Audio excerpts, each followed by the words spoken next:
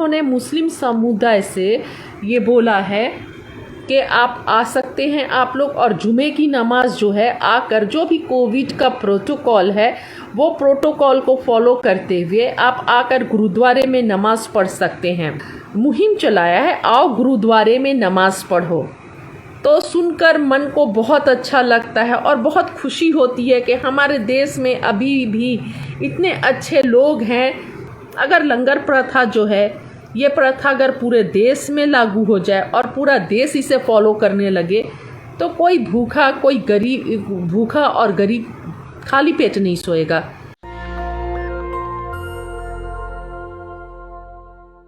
सिख समुदाय ने ये मिसाल पेश किया है कि मानवता ही सबसे बड़ा धर्म है और भाईचारा के लिए जो किया है उसके लिए मैं शुक्रगुजार हूँ, तहे दिल से शुक्रिया अदा करती हूँ।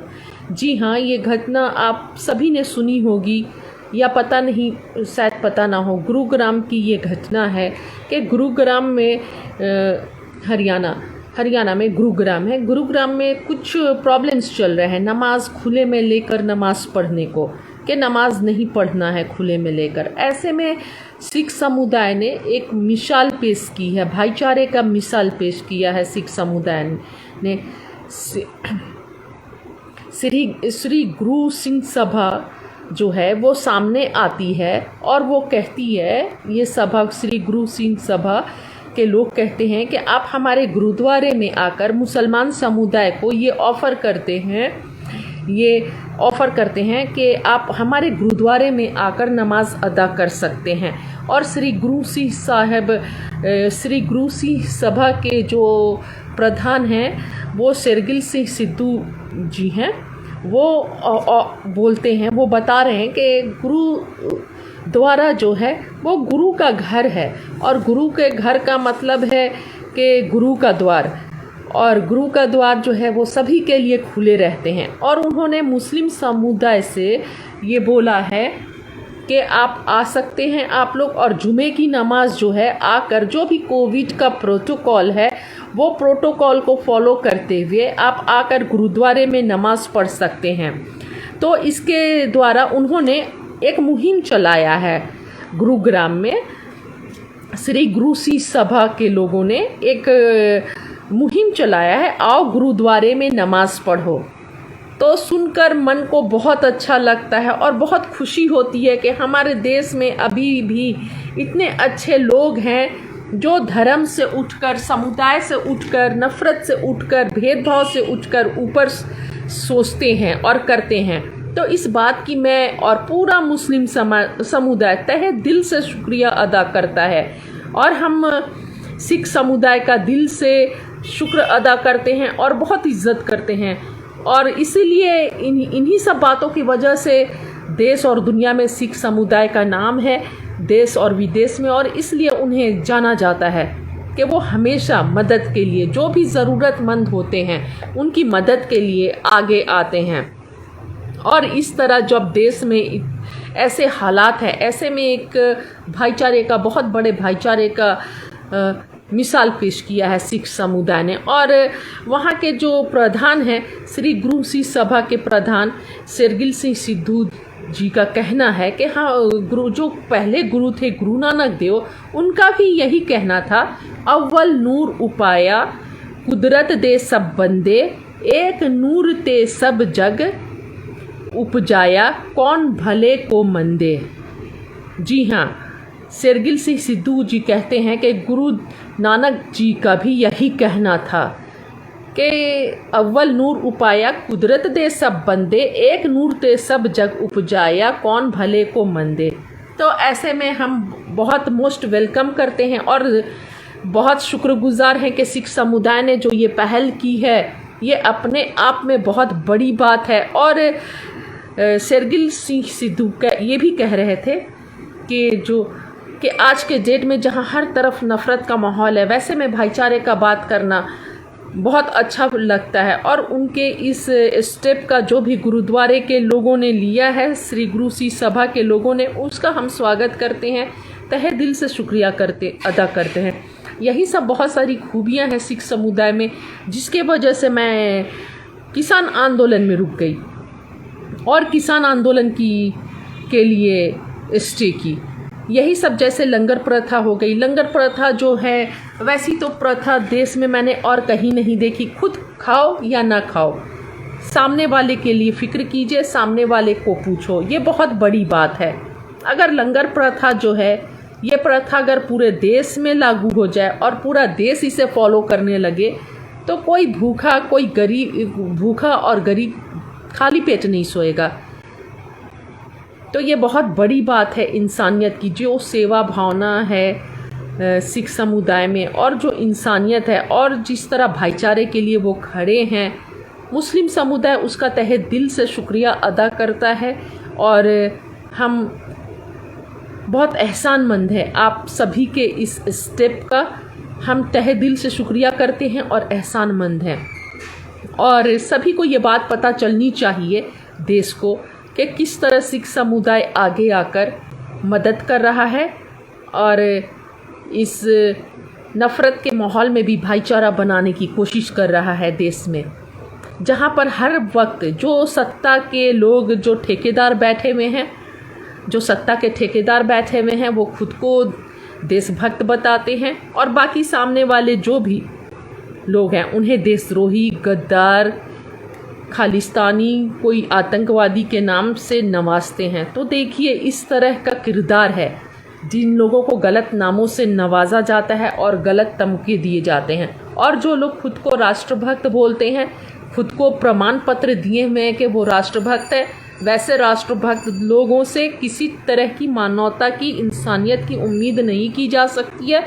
वो हर वक्त नफ़रत ही फैलाते हैं, सिर्फ नफ़रत की उम्मीद की जा सकती है वैसे लोगों से। तो मैं सलाम करती हूँ सिख समुदाय के इस पहल का, इस शुरुआत का, जो भाईचारा उन्होंने बनाने की कोशिश की है, और हमारे लिए जो भी किया है उसका तहे दिल से शुक्रिया।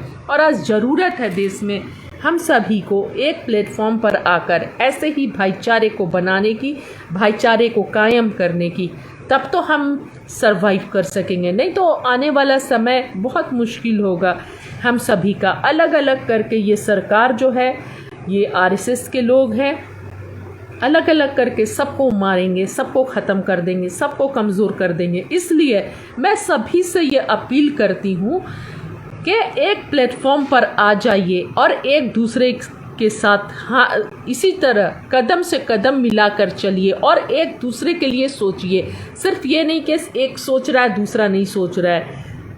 एक भाईचारे की, स्ट्रॉन्ग भाईचारे की ज़रूरत है इसी तरह अभी देश में, ताकि इस फासिस्ट ताकतों से हम मिलकर एक साथ लड़ सके, अभी बहुत ज़रूरी है। और जो जहरीली साजिशों के तहत हमें अलग किया गया था, ज़रूरत है उन बातों को समझने की, और वो बातों को समझने की, और इनकी नीतियाँ क्या है, किस तरह ये अलग करते हैं साजिश करके, ये सब भी समझने की, अपना जो आँख और कान खुले रखने की ज़रूरत है। और आरएसएस के किसी एजेंडे में हम ना फंसे, किसी साजिशों में ना फंसे, और अपने भाईचारा को ऐसे ही बनाए रखे। किसान आंदोलन को 26 नवंबर को 1 साल हो जाएगा, और हम सभी 1 साल से किसान आंदोलन में लगे हुए हैं, लड़ रहे हैं, खड़े हैं, संघर्ष कर रहे हैं। और आप सभी देशवासियों से अनुरोध है कि जो किसान आंदोलन में नहीं समर्थन कर रहा है, ज़रूर समर्थन करें, क्योंकि किसान हम सबों की लड़ाई लड़ रहे हैं, देश की लड़ाई लड़ रहे हैं। सिर्फ अपनी लड़ाई हमारे देश का किसान नहीं लड़ रहा है, हम सभी की लड़ाई लड़ रहा है, पूरा देश की लड़ाई लड़ रहा है। और अगर किसान आंदोलन हम जीत जाते हैं तो बहुत बड़ी उपलब्धि होगी देश की। जो दबे कुचले आदिवासी, दलित, पिछड़ा, ओबीसी, एसटी, एससी और माइनॉरिटीज़ की बहुत बड़ी जीत होगी। और अल्लाह ना करे, खुदा ना खास्ता, ये लड़ाई हम हार जाते हैं, ये आंदोलन हम हार जाते हैं, तो सदियों तक के लिए हमारे आवाज़ को दबा दिया जाएगा। फिर कोई आंदोलन नहीं उठेगा, और कोई सरकार के नीतियों के खिलाफ बोलने की हिम्मत नहीं करेगा। इसलिए सभी देशवासियों से अनुरोध है कि किसानों का साथ दीजिए, इस किसान आंदोलन के साथ खड़े होइए। किसान की जीत में ही देश की जीत है, हम सब की जीत है। किसान हम सबों की लड़ाई लड़ रहा है, हम सबों के हिस्सा का जो दुख है, तकलीफ है, वो खुद अकेले सड़कों पर संघर्ष करके अकेले झेल रहा है और लड़ रहा है। इसलिए आइए और किसानों के साथ खड़े हो जाइए। हम सभी का फ़र्ज़ बनता है, एक भारतवासी होने के नाते अपने देश के लिए सच्चे राष्ट्रभक्त है तो किसानों का साथ दीजिए।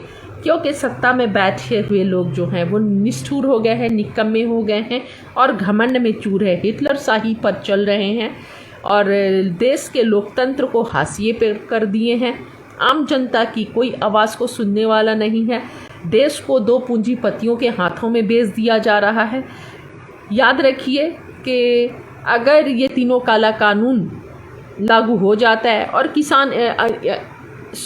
अगर किसान यहाँ से वापस जाते हैं बिना तीनों काले कानून को वापस करवाए, तो जिस तरह कोरोना काल में हम सिलेंडर के बिना, दवा के बिना, ऑक्सीजन के बिना, बेड के बिना और प्रॉपर ट्रीटमेंट के बिना मरे हैं, उसी तरह आने वाले समय में अनाज के बिना मरेंगे। अडानी और अंबानी अपने स्टोर्स में अनाज को जमा कर लेंगे और उसके बाद से 10, 20, 30 रुपए वाले अनाज को जो आज हम खरीदते हैं उसे 300-400 रुपए किलो बेचा जाएगा। गरीबों के लिए मुश्किल हो जाएगा 3 वक्त का भोजन भी प्राप्त करना। इसलिए समझिए और किसानों के साथ दीजिए, किसानों के साथ खड़े होइए। 1 साल हो गया लेकिन सरकार के कान पर जूं नहीं रेंग रही है। हमारे 700 से ज़्यादा 800 के करीब किसान शहीद हो चुके हैं। 22 जनवरी के बाद कोई वार्तालाप सरकार से नहीं हुई है और सरकार ज़रूरत भी नहीं समझती है कि देश के किसानों से वार्तालाप की जाए। तो इतने ये घमंड में चूर है। इसलिए आइए और किसानों के साथ दीजिए। हम सभी का फ़र्ज़ बनता है एक भारतवासी होने के नाते। नेशनल दस्तक की आपसे गुजारिश है कि अगर इसको बचाना चाहते हैं तो नेशनल दस्तक को सब्सक्राइब करने के लिए रेड कलर के सब्सक्राइब बटन को दबाएं, फिर बेल आइकन की घंटी दबाएं। नेशनल दस्तक को बचाने के लिए बहुत ज़रूरी है कि हर खबर को शेयर करें, लाइक करें, कमेंट जरूर करें।